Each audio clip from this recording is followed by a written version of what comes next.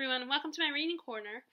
And today I just thought I would do my Tomes TBR video, and now these are not necessarily books that I'm gonna get to like now or like by the end of this month or whatever. There's no way. But I saw Elliot Brooks do a video like this where she talked about the big books that she has read. So I'm gonna talk about the ones that I need to read that I haven't read yet. I mean, okay, what was the point of me saying that? Because obviously when I say I need to read them, that means I haven't read them. Unless, I mean, granted, I guess rereads. But anyway. So, this will probably be more than one video, but for now I'll start. So, first this is one I need to finish, that I started this. This is the third, and it's a third book in the trilogy, and that is Hero of Ages by Brandon Sanderson. And this has about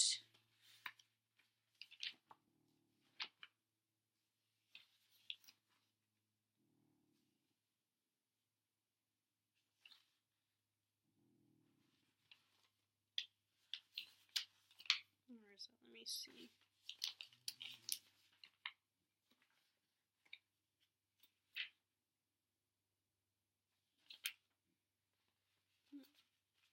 Let me see.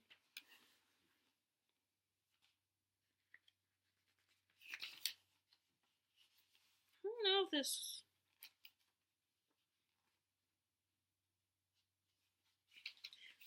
Okay,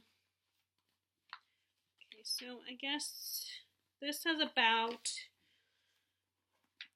724 pages. And this, like I said, this is the third and final book in the trilogy, but although actually not the final book because the author has written a second age for the series. So like a second set of books in the series, while this one is the first age or whatever. And this is basically a really cool series about this. In the first book, the bad guy wins, and it is a kind of a really crappy world. Except for the power, the magic system is basically people that if you swallow a certain metal, it will give you power, like abilities to move really fast, not need to breathe, not need to sleep, or be able to be really strong and jump from one building to another in a single bound, like Superman. It's actually a really cool concept. Think about it. And a group of people, rebels, decide they're gonna overthrow the king, or at least start, set off the the desire to overthrow the tyrant, the Lord Ruler. And our group is led by Kelsier, who is this very optimistic guy who was known as the Survivor. And he comes across this one girl, Vin, who it turns out, like him, she is a Mistborn, which is basically you can swallow more than one metal and can control have more than one ability. And she comes from the poor people of this world, the Ska. And he recruits her and his crew to defeat the Lord Ruler. And her job is to infiltrate the nobles. And of course, there is a little bit of romance. She falls in love with one of the nobles, and he becomes a major character in the second book. But I really enjoyed this series, and it's a fast read. I mean, it's a little slow, but it's mostly a fast read. It's such a fun series. Like I said, the magic system with the metals thing is really cool. And I just have to read this one, and then I am done, and I can start some of his other books, but then I do want to check out the second age, which I was told from Reagan from Peruse Project, not directly told, but I watched her video where she talked about the books, and she gave me the impression that it's more of the other books in this world have a more Western feel to them, which I think is really cool. I'm gonna check out but next is another most of these, only a few of these are actually standalones. Most of the tomes I need to read are actually big books. Are actually part of a series. So the next one is I need to read Clash of Kings, which is the second book in Song of Ice and Fire series. And if you've been living under a rock, basically this is a series set in a medieval-inspired world of Westeros. And all these people are fighting over power of Westeros and being able to sit on the Iron Throne, which has got to be the most uncomfortable chair ever. And I don't know why people want to sit on it, but I remember reading in the book that they said that the original people who made the chair said that the king shouldn't be comfortable. But basically, as a chair it's made of iron and swords. It's like, can't you at least put a cushion on it? But anyway, this is the second book in the series. But I have read the first two books already once, a long time ago, and I had started reading the third book. But with books this size, I take lots of breaks. And it got to the point where I took so long to get back into reading the third one that I decided to reread the series. So, the first two books. So, I read the first one, A Game of Thrones, and I'm currently on this one, Clash of Kings. I'm not even halfway done, but I'm getting there. Slowly but steadily, but surely. And it's a multi-perspective story. And it's very vulgar. Like, there's lots of cursing and lots of sex in this series. But I think what George R. R. Martin was going for was authentic. And I know some people claim, oh, they didn't need that sensationalism, or oh, they weren't like that in medieval times. It's like, yeah, right. I mean, this is probably the most accurate to the medieval period in history. And you're kidding yourselves. I mean, maybe this person that I'm referring to, I misheard them, but it's like, I don't know. But anyway, I'm on the second book, and it's just such a fun and fascinating series, and so many characters. Which, yes, it can be very confusing. And I think that's one of the downsides of the series is there's so many characters, like major and minor characters, and like smaller characters that are just mentioned briefly a few times, and so many hard names to remember. And I don't know how Martin does it. How he remembers all these names. I mean, granted, I think he can't use, at least for some of the minor characters, the secondary characters, he can use more than one name. But still, I mean, and sometimes people will name, like, their children after their best friend. So that kind of helps a little bit. But it's so good and so fascinating and so many, like, such a creative story. And then on top of these people trying to fight for the Iron Throne, there's also the threat of the ice zombies. And the only people that know about the ice zombies are the people that are at the wall, which is this big ice wall in the north that protects the people of Westeros from the outside world and beyond their kingdom. And the wall is where the people that are kind of like the rejected family members, or the family members the male family members that have been rejected, have dishonored their family, that they will be sent, or have betrayed the kingdom or whatever, they will be sent to take the black. And there's one character who is the bastard of one of the main families in the story, and he is sent there. So it's mostly from his perspective when we're at the wall. And they're the only ones who are aware of the ice zombies that are coming to Westeros. While the rest of Westeros all fighting over who gets to run things and who gets to sit on the Iron Throne. Such a convoluted story, but still so fun and interesting. And it's just taken me a long time to read it. Oh, and this one has about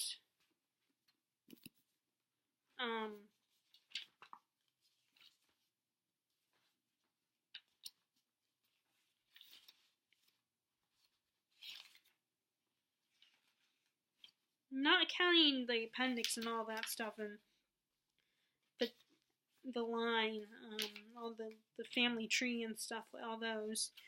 This has about, and there's a map, 969 pages as far as story goes. But there's also a bunch of stuff like the, like a bit of an excerpt from the next book, and there's a list of characters, like the family tree and stuff. And there's a map in there, but if you don't count that stuff, it's only up to 900 and something pages. And I don't read that stuff anyway, because, you know. Okay, so next, I have to read, the next one is a newer book that I've recently got, and not that recently, but it's only a couple years, I've only had it for a couple years now. And that is Leviathan Wicks. It is a sci-fi soap opera type series, a space opera. And I think there's like 7 books. The author, like 7, 8, 9 books. And it's basically, from what I've read so far, this guy gets killed while on a mission, and his captain and crew leave an outgoing message saying that they blame the Martians, that they have reason to believe they're the ones that killed him and when he was on his mission. But then that kind of gets him into trouble, and he has to answer to a higher up because they're trying to make friends with the Martians. And there's also another plot about this detective Miller who is trying to find this mysterious girl. But of course, it's going to be a lot bigger than just those 2 plots. There's going to be so much more going on. And actually, George R. R. Martin blurbed it. And it's interplanetary adventure the way it ought to be written. So, and this has actually been compared to like a outer space version of Game of Thrones, in a way, with like so many people fighting for power. And now it's a sci-fi, it's actually a series on sci-fi, the Expanse series. And I debated, but I'm trying to get more into sci-fi. Like, I recently read Renegades by Marissa Meyer, which is a YA book, a YA sci-fi. And I recently bought the second one not that long ago. As you can, the second one, Caliban's War. So next, I need to read. There is this one, another fantasy one, and another one from a series, and that is Malice by John Gwynne, which is an epic fantasy series. It's again another multi-perspective story, and you have this kingdom that is and one of the kings of this kingdom suspects that they are once again being invaded by an old, very powerful enemy, and he's trying to get each of the kingdoms together to fight it. But this enemy, not everybody believes, and they all think some of them think it's bullshit and just superstition, and others trust this one particular king and his word. And like I said, it's multi-perspective. You have teen characters who want to be more than they are. You have people trying to get revenge. You have one character who wants revenge. You have one character who is tired of being at the bottom and wants power. It's just like typical sci-fi, people that are fantasy, people who don't read this genre were like, they type of that they were kind of disappointed by this book, but since this is one of my go-to genre, so far I haven't been disappointed, I really enjoyed this book. And it has, not counting the excerpt, the extra stuff, let's see, we have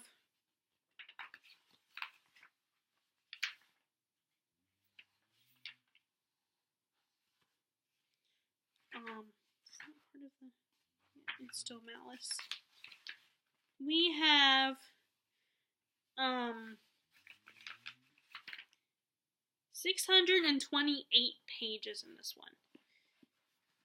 And it's again another really fun, interesting series, and I like the world so far. It's again another medieval kind of inspired setting.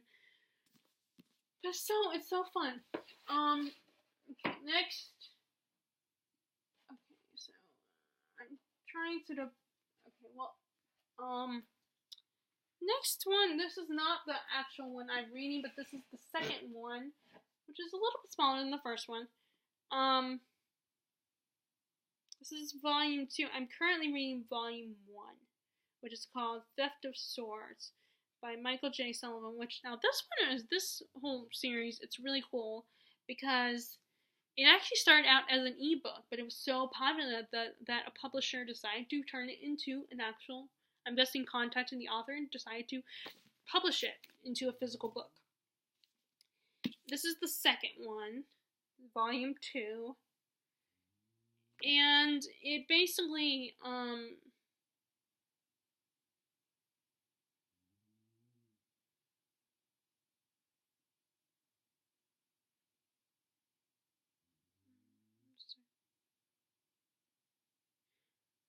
okay. So I have a feeling my prediction is going to be right. My prediction, because I already have a theory about what's going to happen. So far, this is, like I said, that's just the second book, so I'm not gonna. But in the first book, really, you guys, those Funko Pops do not stand up. But in the first book, you have these two rogue thieves who are sent on a mission to retrieve the stolen sword. But when they get there, it turns out that they have been set up, because at the same time that they're getting there, the king of this kingdom of Melangar has been assassinated. So when they get there, the king's son, the prince Alric, finds the two thieves there, and it looks like they killed the king. But when they get arrested, Alric's sister Arista decides to help them and set them free, but on the condition that they pretend to kidnap her brother, because she needs him to go to this particular prison to talk to this one prisoner who is very well guarded. And of course, as usual, it turns out something bigger than they realize, and it becomes like this political power struggle between Alric, his sister, and their uncle. And so far, it's just such, again, political. I love like historical adventure stories where there's political intrigue and people fighting for power. Like, I'm not a huge fan of necessarily war books, although I kind of like them, like historical, like ones that are kind of more fantastical, like the fantasy war books. I'm getting more into those, I feel like. But yeah, I need to finish that first one, and I'm gonna be lazy here and just not even bother because it's gonna make the video too long. So yeah, I need to read that one, and then let's see, next, I recently got this tome, a very popular classic sci-fi tome, Dune, that is set on a desert planet, and it's a very famous, very popular sci-fi, and I think it's considered a classic in the sci-fi genre. And basically, this I like the writing style. I mean, I like not the style, but how it's written, like the print. It's big. It's a little bit bigger. I mean, it's still kind of small, but I like it. It's a little bit bigger, and so is the actual current book I'm reading, like Keisha, I think it's called. But this is basically a very popular sci-fi book about this man who was trying to get revenge because his family was killed. And he goes on this quest to get vengeance for them. And I know this was made into a movie back in the 80s, and the guy who starred in it, who has these really pretty blue eyes, he was the same guy he played Charlotte's husband on Sex and the City, her first one, and then he also played on the show ABC's Desperate Housewives. But when I'm reading this, that's not who I want to picture. Because yeah, he's a good-looking guy, but I don't want. I have different guys in mind, different actors in mind. Because that's what I like to do when I read books like this. I like to think of who would play these parts. Who can I see as these characters? Like which act, if it was made into a movie. So I guess I do fan cast a little bit, but I never share what my fan cast is. Because, I mean, sometimes I do, because if it's someone that likes both things as much as I do, but sometimes it's hard, I can't do that, because, like, I have a fan cast for, the Brandon Sanderson's, the, Mistborn series, for some of the characters, but some of those fan casts are, like, for Van, the main character, it's an actress from the show Gotham, but I can't share that with any because none of the people in my book groups are familiar with Gotham, the show, and, although I think I did stumble upon one person. But anyway, I want to read this because it's like, I want to get more into sci-fi, and this is one of the classic sci-fis. So I feel like, if I'm going to get into sci-fi, I need to read something like this. And I'm still kind of trying to figure out what my footing and what interests me as far as sci-fi goes. I'm not a big fan of alien stories. But, like, unless, like, it shows, like, the show Roswell, I might be open to that. But I don't know about that as a book, but as a TV show. So I gotta read that one. And actually, another one that I bought that I was inspired to get because of Renegades is this one. Oh, let me say, how many pages is that book? Sorry. And I didn't tell you how many pages was Beth of Swords, but that's because I would have to get up and look at it, and I'm lazy. And I think I'm going to stop soon. Where is it? How many pages? Is the afterword part of the story? No, I guess no. Not counting, like, the afterword and the terminology, which I do appreciate that. No, I do appreciate that they consider that. Not counting the appendix. Oh, dang it. So many appendixes. I don't care about the appendix.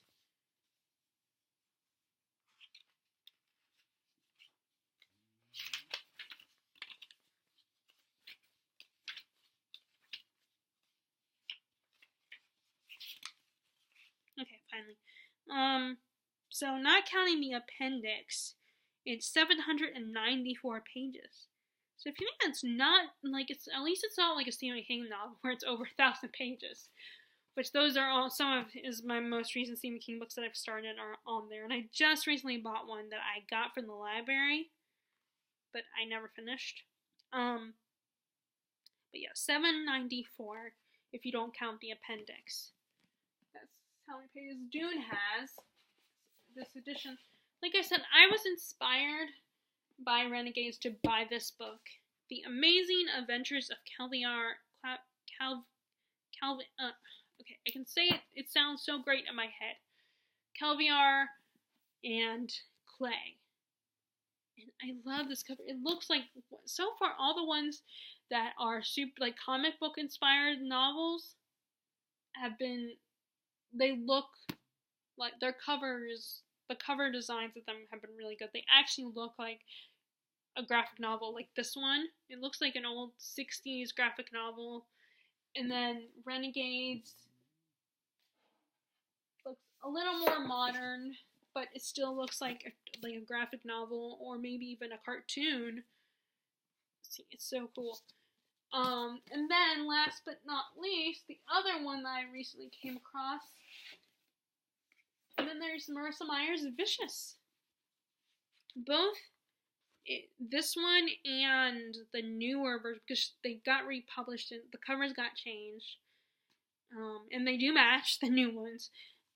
Like this one, and this one along with the new one reminds me of V from Vendetta. I've seen the movie, but I've never actually seen the comics. But I have seen the graphic novels, but it reminds me of that. Or, you know what, another one that I'm familiar is, that I know is a graphic novel too, but I've only seen the movie, is, what is it called? I'm trying to think of what it's called. The Frank Miller movie. What is it called? Dang, my lips keep getting so chapped. And then of course I keep seeing that stupid commercial about this new, really good chapstick. What is it called? I can't think of it. It's a Frank Miller movie. I can't remember what it's called. But this cover in the newer one reminds me of some of those darker comics. Like that one that I'm trying to think of, and then Watchmen too is another one that this kind of reminds me of.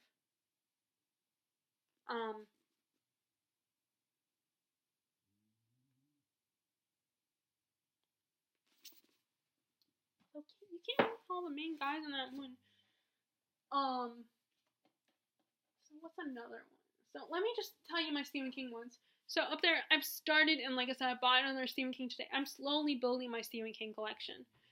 And so I need to read The Shining, which I started, and then which is basically the ultimate haunted house story, or a haunted hotel, I should say, not a house.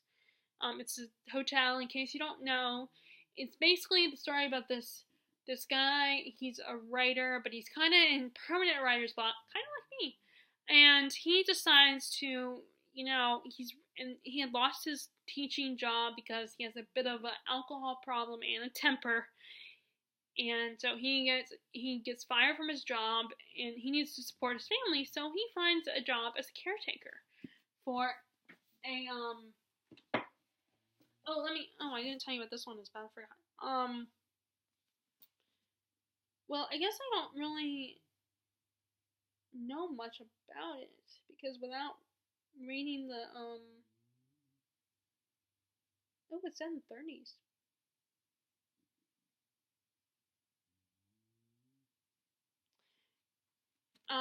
But anyway, I don't remember without reading, and I don't want to read you guys the back, because I don't want to tell you.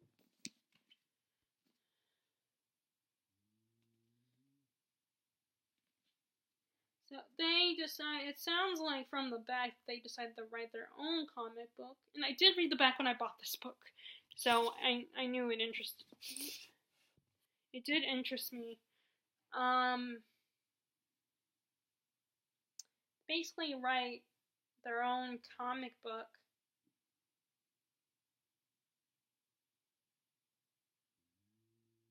So it's not an actual superhero story. It sounds like it's basically about them writing a superhero comic. Like, they're not actually living in a comic book universe. They actually are just writing one, it sounds like.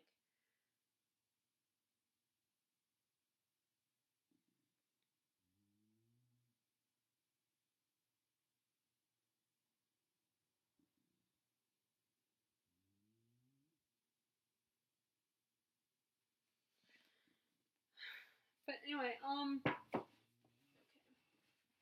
Really need to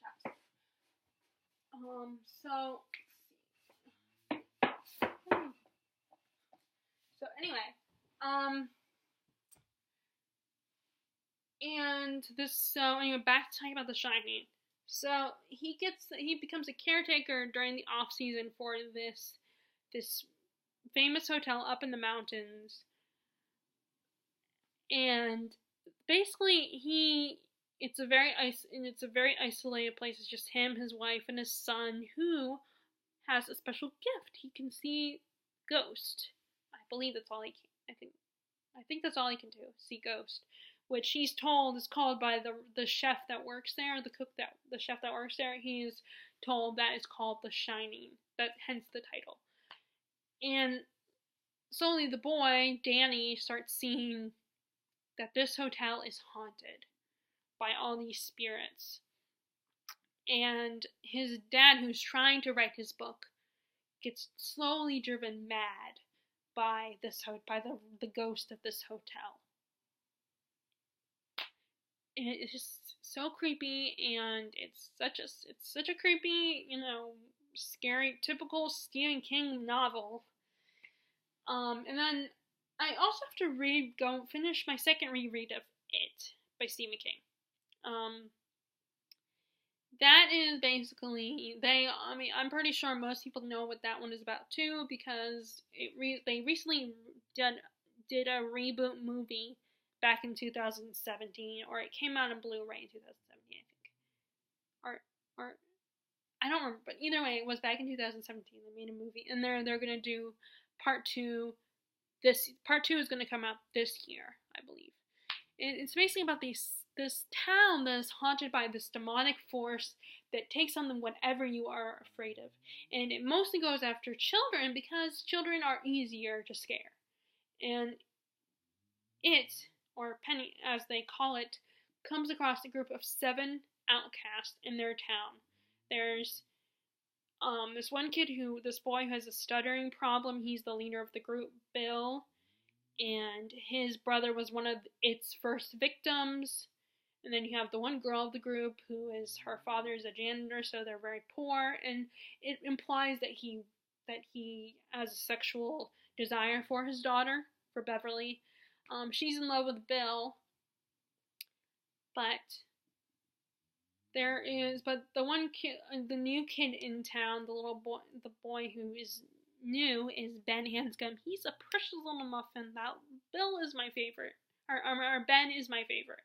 Although I do love Bill too, and he is the quintessential fat kid, and that's in the book. I'm not trying to He's unfortunately, but he's such a sweetie, and he loves books, and he's kind of the architect of the group, and he also has the heart of a poet, as Beverly puts it, and it's so sweet, and he's in love with Beverly, so there's a bit of a love triangle there, but I mean, these are 12-year-old kids, 12, 13-year-olds, so it's not all and it's written by a male author, so unfortunately, yeah, the stereotypes about men and women authors are kind of true, men aren't necessarily good with the romance, while women are really good with the romance. Although I don't think that's completely true, but I think there are a lot of authors who follow that stereotype, and I think Stephen King's one of those authors. Although it's still a very cute, sweet romance, but it doesn't focus on its of course, he also knows that he's focusing on the monster and stuff. And then you have the one kid who's a bit of a trash, says a lot of stupid stuff, is a trash talker. He wears the bottle cap glasses. That's Richie Tozier. And then you have the boy in the group who's Jewish, so he's made fun of for his religion, and he's a little more not as brave as the others, I feel like. And then there's Stan, he's asthmatic. He's a bit of a mama's boy. He's this close bond with his mom, who basically controls his life.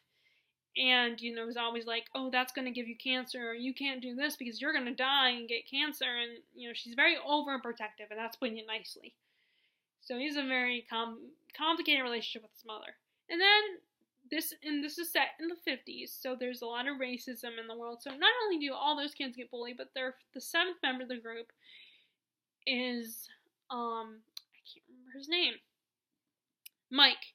He lives on a farm, and he's the one black kid in the group. And because he's black, of course, he gets bullied, because this is originally set in the 1950s.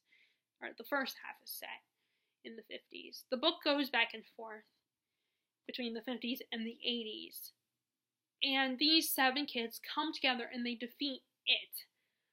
But they find out as adults that it was just in hibernation and licking its wounds, and it's back and ready to feed. It comes back every 27 years, and these 7 kids have to come back and face the monster. So it's a book about not just fear, but it's also about the bond and the friendship between this gang. Even with the love triangle, Ben and Bill, they don't become enemies fighting over the same girl. They're more focused on coming together and bonding with each other, and that their friendship is more important than who gets the girl, who gets Beverly, who wins Beverly's heart. And it's a creepy but beautiful story, but it really gets inside your head. I mean, that's what Stephen King does best. He gets inside your head and really freaks you out.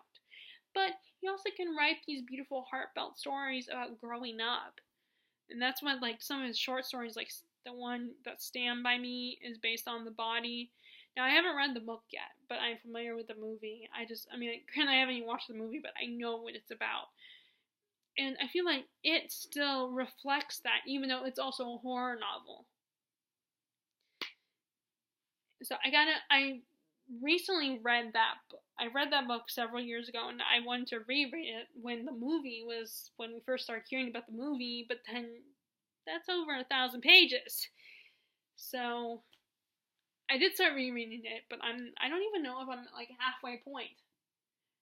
And then next I need to read, I already started reading The Stand, which is one of his longest books. And I already finally got to book 2. And this is basically where this virus has wiped out half the human race. And it's about the individual survivors and how they survive, and how they are divided between this woman who's a healer, a faith healer known as Mother Abigail, and then this guy, I want to say his name is Frank Randall. Or no, not Frank, that doesn't sound right. Jack Randall? I don't remember this. Randall Flagg. No, his first name is Randall. Flagg is the last name. Randall Flagg. And it's basically good versus evil, and how that all comes about. And both Randall Flagg and Mother Abigail have different views on how to handle things after this virus has wiped out all of humanity, or most of humanity. So I gotta finish that one. I gotta get back into, that's the other tome, and that's again another over 1,000 pages. The Shining is one of his shorter books, but it's still over 600 pages. But I mean, compared to The Stand, it's small. So I need to read that, and I also keep wanting to start Needful Things, but I feel like I need to wait on that one. So before this video gets too long, I think I'm gonna stop there, and I will do another one of these videos another time where I will talk more about the tomes that are on my TBR. And when I say TBR, I don't mean books that I'm gonna necessarily read this year, but they're ones that I want to read. I want to aim. My goal is to read them this year, but there's no guarantee that I will. So if you guys read bigger books, if you read tomes, I would love to hear in the comments below what tomes you want to read, or what ones you're reading currently, or what ones you have read already, and which ones are your favorites. If you like this video, be sure to give a thumbs up and click subscribe if you haven't already. As always, I hope you are enjoying your reading, and I will talk to you all later. Alright, bye.